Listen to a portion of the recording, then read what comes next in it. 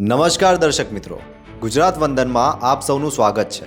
ભારતને અડીને આવેલા નાનકડા નેપાળમાં નાનકડી ઓલી સરકારનો એક મોટો પણ ખોટો નિર્ણય એટલો ભારે પડ્યો કે પોલીસ ગોળીબારમાં 20 લોકોના મોત થયા બાદ આખરે સરકારને યુવા પેઢી માટે ફેસબુક અને યુટ્યુબ સહિત સોશિયલ મીડિયા ફરીથી શરૂ કરવા પડ્યા છે। વાસ્તવમાં એમ કહેવાય છે કે આજના ઇન્ટરનેટ યુગમાં નવી પેઢીને સોશિયલ મીડિયાની કેટલી જરૂરિયાત છે તે સમજવામાં ઊણી નીકળી અને બીજા શબ્દોમાં કહીએ તો થાપ ખાઈ ગઈ અને ઓલી સરકાર પોલી સરકાર સાબિત થઈ એવી પણ ટીકા ટિપ્પણી નેપાળમાં થઈ રહી છે।